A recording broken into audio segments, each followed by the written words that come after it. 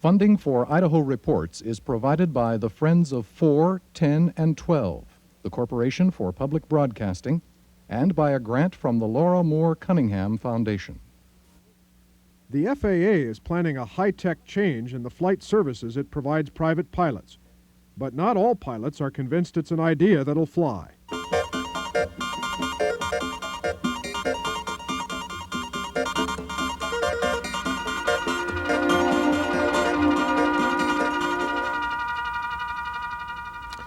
Good evening. For the last 20 years or so, the Federal Aviation Administration, the FAA, has been working on an upgrade of its flight services that it provides for private and general aviation pilots.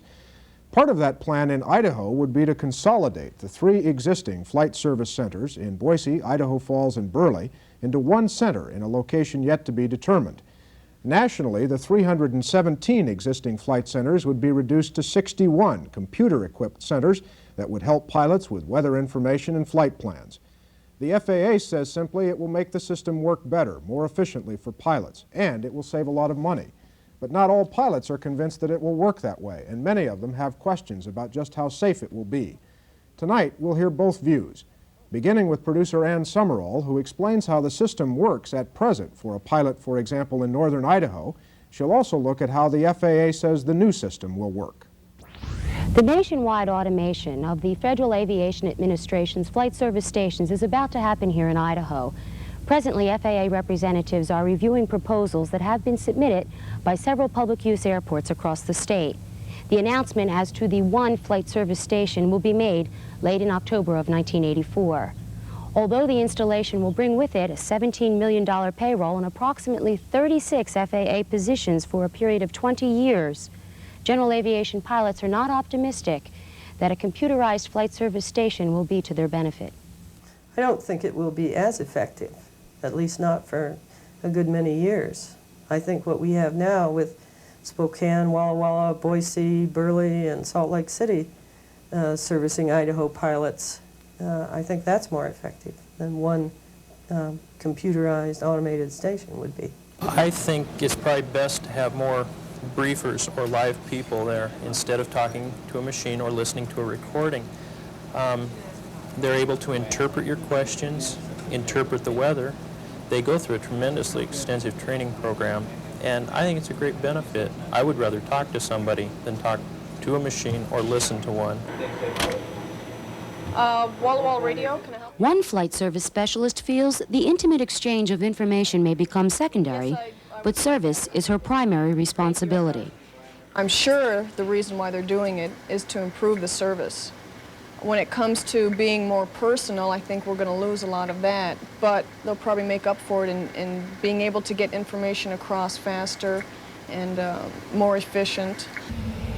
At this time, general aviation pilots can secure flight information such as pre-flight and in-flight briefings, weather information, suggested routes, altitudes, and any other information pertinent to the flight safety from flight service station specialists. Radio is one source of communication, but the majority of pilots place calls to flight service stations in Boise, Burley, Spokane, Walla Walla, and Salt Lake City to secure information. They speak directly with flight service station specialists. Yes, I'm current. I can only get a few spots in our route. Oh, right. On this now, and we'll see what we've got exactly. Those living close to or traveling near the flight service stations are able to walk into the facility and personally request flight information. Did you say you were leaving right away? We'll be leaving at 20 past the hour. They are visually and verbally briefed and then receive a computer printout of some of the information. There you go, and if you need any updated weather, you can always get a hold of Flight Watch on frequency 122.0. Okay, great. Thank you much. The FAA feels the automated system will be more efficient in collecting, processing, storing, and displaying information. Because you'll have more information available to you faster, okay? And it'll be updated faster, so it'll be more accurate information. Like I told you, the graphics will be right on the computer system. You won't have to get up and cut a chart off and post it, color it. It'll be all displayed for you. In 1985, 37 of the 61 sites will be dispersing information with the assistance of the Model 1 system.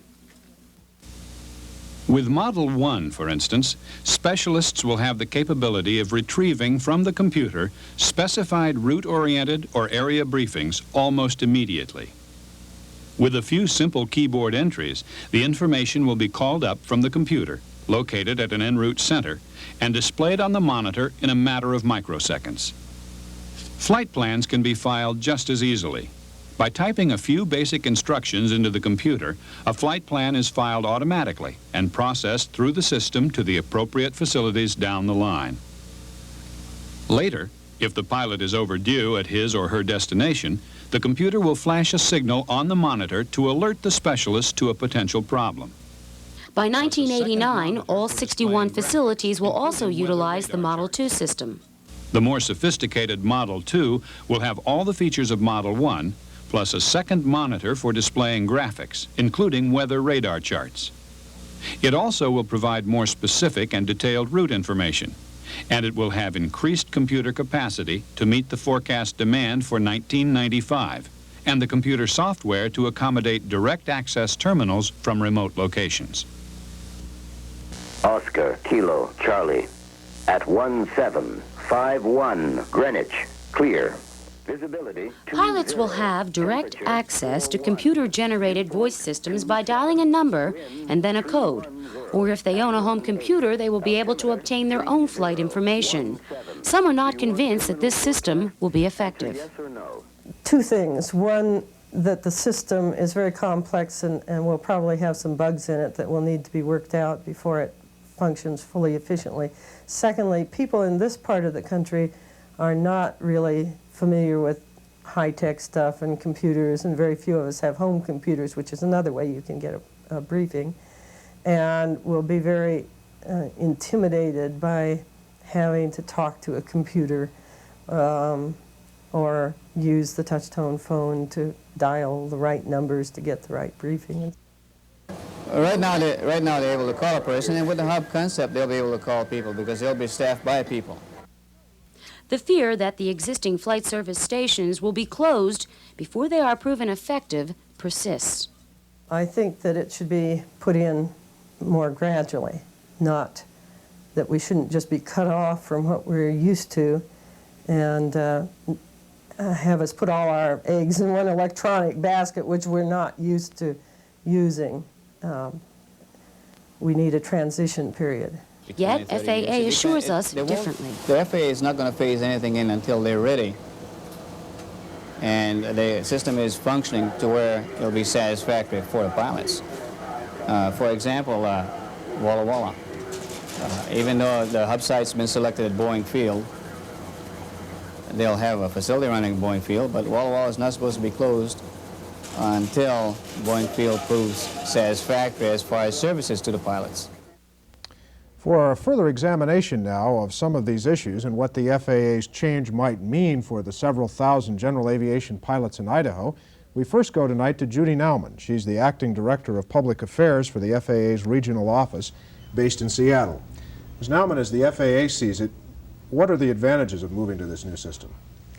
Well, I guess I have to speak first of the constraints that force us to do this. We are looking at, like all of government organizations and all of business and industry, increased demand and decreased funding, sort of the typical thing we hear these days. Given that mandate, we are having to look at, as managers of a system, to provide safe and efficient air transportation and still save money. Given that as our overall constraint, automation and consolidation become the means of doing that. And automating our flight service stations has become a way of accomplishing a safe system while still maintaining efficiency. You heard some of the criticisms that some pilots are making about this system on the videotape. Are they underestimating your ability to do this? No, but you know, what I see as I hear those pilots is a need for us to do some more education. What we find that pilots tend to voice what we saw on your videotape until they've had a chance to talk to people about what this new system will look like. And then we seem to find pilots easing up a little bit, accepting the idea better. overriding what I see from that tape is people's concern that they'll lose the service they're used to before they're sure the other service is comparable. And we have a mandate from Congress to not close any facility until we can assure Congress and the users, and that's the aviation population, that they'll get comparable or better service. And I guess the FAA's position would be that the service will be better than what pilots are receiving now. Absolutely. I mean, we're guaranteeing comparable or better, but given the projected demand that we're looking at in the next 20 years and the present antiquated and very labor-intensive capabilities at the present flight service stations, we see that we'll be able to provide a far better service. Will one center handle all of Idaho's needs? As the plan is set up now, yes, it's one facility for Idaho. And I know the FAA, as Ann mentioned on the videotape, is in the process of making a decision about that location. What can you tell me about how that decision is moving along? I can tell you, I can give you just a quick background of its process. Where we are right now is the final analysis of the communities that actually put in a bid for having the facility in their community. It then goes through approval at the regional level and approval at the headquarters office in Washington, D.C., and final Secretary of the Department of Transportation approval. We're anticipating a decision being made and an announcement on which community will receive the bid by the end of October. I think it's fairly common knowledge that at least Boise and Lewiston are interested in the facility. I take it there must be other cities that are interested too. I can't even concur with the common knowledge statement. Okay. By federal law, once the procurement process is started, we're not at liberty to discuss bidders or any specifics of their bid, so I can't even smile when you say that. Okay, so just finally, in a nutshell, much of the concern that pilots and pilot organizations are making is just based on maybe not enough information or not enough understanding. That's our belief, that with a bit of education and getting people used to new ideas, that they would like what they'll get and the improved service they'll find. We'll come back in a moment. Thank you. Let's get another view now from the agency in Idaho state government that supervises aviation. Worthy Rouser is the administrator of the State Division of Aeronautics, which is under the Idaho Department of Transportation. He's based in Boise. Ms. Nauman says this is a great idea. Isn't it, Mr. Rouser? Well, Mark, it isn't a new idea. I've been involved in this concept from a state level since the late 1960s, when the concept was first proposed.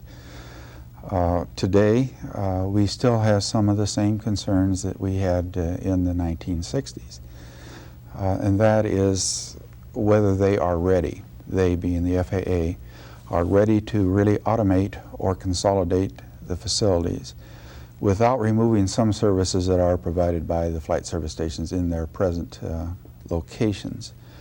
As an example, we rely on some of the existing stations as the only source of aviation weather for that part of our great state. And the concept of moving this without some alternate replacement in place where the facilities are now do cause us concern. Well, just specifically, what are the concerns? That the information that pilots won't receive, for example, will be as good as what they get now? First, you have to be able to forecast weather. To be able to forecast weather, you must have weather observations. These people do take the weather forecasts out in these locations. Some of the proposals for, the term is AWOS, Aviation Weather Observation Service, an automatic piece of equipment that is being proposed. It is not online. It has some very severe limitations. We think that it would need to be augmented in the early years anyhow. So in other words, a piece of equipment would take the same kind of weather readings that a person now takes. That is the intent. However, the designed equipment will not at this point. Like visibility, this piece of equipment will take it in one direction, not 360 degrees around that facility. So they would be forecasting the ceiling of the clouds, the cloud height, and the visibility in one direction, not 360 degrees as this person does now. This is our concern. We have very limited weather forecasting capability in our state.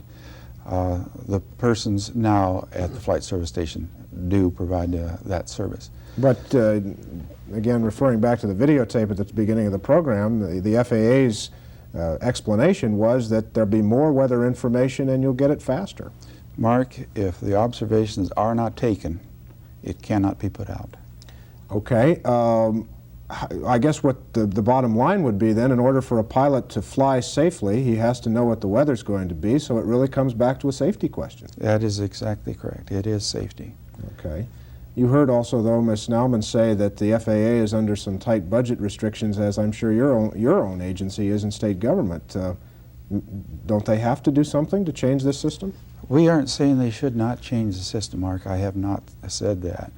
What we were saying, are they ready? Is this automated equipment ready for the replacement? Will we not reduce weather capability and some of the other activities? No, we are not against the consolidation, if you will. We're asking FAA, are you prepared at this time to initiate the Mark 1? Well, we'll go back to that question in a moment. Thank you, sir. Finally, let's turn now to the view of a pilot and a member of the Aircraft Owners and Pilots Association. Warren Berry lives in Twin Falls, Idaho, where he owns and operates his own airplane. Mr. Berry, the Airline Owners and Pilots Association has some real concerns. Are they much the same as Mr. Rauscher? Very much. The Aircraft Owners and Pilots Association actually represent 265,000 general aviation pilots. And the general aviation aircraft, you might be interested in knowing, are 209,799 aircraft, or 89% of all active aircraft in the United States. That is for the year of 1982. So you speak for a lot of pilots. That's the AOPA's position. I've been asked to speak in behalf of the Aircraft Owners and Pilots Association and General Aviation. And we have, of course, the same concerns that were expressed on the video monitor a little earlier. Most pilots are of the opinion that we've been hearing about this new development, this new technology, but none of us have had any real hands-on experience in looking at it. Our great concern is, right now, and the AOPA's great concern, is that they're going to start to dismantle the Flight Service Station system before the new system is in place and working, and we've had a chance to evaluate it, test it, to become familiar with it. And to date, as far as I know, no one of my acquaintance has observed a new automated facility system, and we don't know whether it'll work. We understand that there are some delays in the delivery of the equipment. I think all of us are concerned with cutting costs. We're in business. I'm a businessman. Anyone in business is concerned with cutting government costs. But I don't think those ought to be done for such a large segment of the aviation industry at the expense of safety. And so I guess our real position is, and always has been, we cannot even consider dismantling the present flight system until we have a good working successor in position. And you see some trade-offs, obviously, in terms of safety here. At this particular time, there is a lot of concern expressed by my associates. There are things that... Well, give me a specific from your own, perhaps from your own experience as a pilot. What would concern you most about trying to work with this new system? Last Saturday, a good example. Glad you asked that, Mark. Last week ago, Saturday, I was in Idaho Falls. It was raining. I had gone into Idaho Falls on an IFR flight plan. Ceilings were low. IFR meaning? Instrument flight rules. Okay, so you were flying by the instruments in your cockpit. Okay. Yes, sir. And it came time to depart. I looked out and it was still raining. And so I called, I'd prepared an IFR flight plan, and I called the Flight Service Station for a briefing, a weather briefing, which you talked to a person on the other end of the line, and I suggested that I would depart Idaho Falls IFR and fly back to Twin Falls. He said, I think you maybe ought to consider that. He said, there could be some embedded thunderstorms out there. We've had reports of lightning, and we've had some lightning strikes in the area. And he said, I suggest that you just fly VFR. Well, I took him at his word. Which is visual flight rules. Visual flight rules. So I took him at his word. Now, had I not been talking to a man, I would have gone ahead and filed an IFR flight plan. As it worked out, I filed visual flight plan. I stayed low to the ground. I had maintained visual contact, flew through the rainstorm at about 35 or 40 miles, emerged from the rainstorm and into partly cloudy skies and scattered rain squalls, and then on out toward Twin Falls and made it fine. So the point is you had a one-to-one contact with somebody who could tell you from first-hand knowledge what the weather was likely to be like, and you could evaluate that advice and make a decision that could get you home safely. That was the truth. Now, a machine could not have seen embedded thunderstorms in those rain clouds. As it worked out, I don't know that there were any. There had been some earlier. Right. The man in the flight service station was aware of the presence of these embedded thunderstorms and suggested that I fly VFR. I took his suggestion, and I was indebted to him for this additional safety factor. And I don't know how you can get that from a machine, Mark. Well, let me open that up, and on that point we'll go back to Ms. Nauman and ask her, how do you get that from a machine? Actually, that's a great example. I'm real glad you used it. In the example of the actual voice contact with the controller or with the flight service specialist, you as once, and we're talking 1989, 1990, so let's say the equipment's all in place and everything is totally automated, you would call for a briefing, and let's say you elect to go through the automated process and not have a voice actual with a human being at that time. You'd get weather information that's current up to 2 minutes. Presently, the best we can do is 20, but we're saying if everything is operational as anticipated. So that the weather data you'd get through the automated voice would be 2 minutes old max. And you would hear conditions that you would evaluate as an experienced pilot that made you concerned about the possibility of thunderstorms or poor weather and would make you rethink IFR file. Then you have the option to access through your touch-tone phone, or if you don't have a touch-tone phone, through your rotary dial, a flight service specialist and actually voice-to-voice say, this is the data I got through the automated information, give me some additional information trend-wise. So you're telling Mr. Berry he's going to get the same information, he's only going to get it faster. Absolutely. By your system. And he has the option, if he hears something in the automated weather information that makes him want to question someone further, he has that option. Mr. Berry? Well, I'm not sure that this automated weather reading system would have the ability of two eyeballs and a neck that swivels round and round to get this. Now, I'm hoping, Judy, that the technology will be there. I've seen nothing to date that would indicate it could do that to me. So it's the human factor that worries both you and Mr. Rauscher, right, Mr. Rauscher? That is right. That is right. Ms. Nauman? In terms of weather observation, is that what you're asking? Yes. Okay, okay. The present automated systems that we have in testing, and they're only testing, are absolutely not foolproof. You're correct, which is why we aren't putting those totally in operation or not in operation today, because there's still lots of bugs. In fact, what we're beginning to find, and we've had AOPA and several other organizations involved in this assessment, that down the road we'll probably use that kind of automated equipment far superior to what we have now, plus human observers that will mix the two together. And that what we're talking about at the centralized flight service station is what the contract observers provide, and that's people, what the automated equipment provides, fed into a central location and accessible to individuals. So we're really not talking losing that head-turning capability, excuse me, but we're talking having that information from that source and the automated weather sources. Make you feel better, Mr. Rauscher? Our problem with that, Mark, is the location of the automated weather facilities. Under the FAA program right now, they are scheduled to go in just at those airports that have precision instrument approaches. In other words, in Idaho, it would be those airports served by scheduled air carriers. They have suggested that the state might be willing to buy additional facilities at a cost of around $100,000 apiece to augment that service. Great idea, but $100,000 represents about 23% of my yearly budget. And it'd be a while, I'm afraid, by canceling everything else out in my state that we would have that ability to fund these facilities. I appreciate Judy's comments about the augmentation by manpower. We sincerely think that is required. We're just worried about less reports, less ability to forecast weather. Let me go back to a point that you made earlier, Mr. Rauscher, about being concerned, I think Mr. Berry made it too, about the FAA dismantling the existing system before the new system is ready. And I think your words were you question whether the FAA is just ready to do this. Ms. Nauman? Oh, I'm real glad you brought it back up. I forgot from Mr. Berry's. I would want to say that our mission is safety first, that efficiency and economy is secondary to safety, so that the FAA stands on that mission regardless.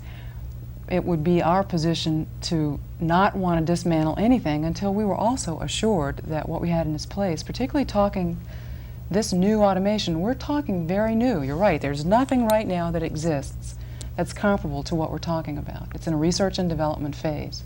Well, but I appreciate your assurances, but driven by the budget needs and the desire to get this thing in place, what's to prevent you from cutting corners a little bit here and there? Congress. We also have the mandate from Congress with regards to the consolidation and the automation that we cannot close the facilities presently existing until we can prove that we have comparable or better service. You trust the Congress, I'm sure, Mr. Berry, to watch out for your needs? Well, not altogether. I think Congress is motivated by a number of factors, but what we're really concerned with, I think, Judy makes a good point. Certainly the technology is available for much better weather reporting than we now have, Mark. But my concern is that we need to refine this technology, bring it up and display it to general aviation pilots, to the people that will utilize the system. See if we work, build some confidence in it, then we've got a real chance. The way it is now, we have conversation. Now the system itself, it's my understanding, is behind. The delivery dates have slid. They've been scheduled and rescheduled, and the equipment that they had ordered initially isn't even online yet. Well, Ms. Nauman, will pilots like Mr. Berry have some input in this process as it develops, and will they maybe even have some say about when these existing stations are transitioned into the new stations? Yes. In fact, in part of that congressional mandate is user input in the ultimate when the services are actually up and operational and comparable or better. So again, I left that out, but yes, the users will definitely be having a say in that. Mr. Roger, how about that? Well, if we're talking about manning both systems at the same time, Mark, there is no budget within the federal government to have these specialists in both places at once. You know, there's not going to be any additional people. Isn't that a practical problem? Well, the manpower issue is really the critical issue, and let me give you a for instance here in Idaho. I have very little time left. Okay, we presently have 35 flight service employees in Idaho. When the system is operational totally, the new system will have 36 employees and will phase down. But there's a phase cross period where we will be decreasing staffing in one facility in a normal process and increasing in the other, but we'll still be maintaining the same number of people. Well, Mr. Roger, let me give you the last word here, 15 seconds. Do you feel any better after this half hour than you did when you came in here about the safety and efficiency of the system? No, sir, I've heard it before. Okay, well, you're all good to be with us tonight, Mr. Berry and Mr. Rauscher and Ms. Nauman. We thank you very much for joining us. That's our time for tonight. We'll be back tomorrow. I'm Mark Johnson. Good night.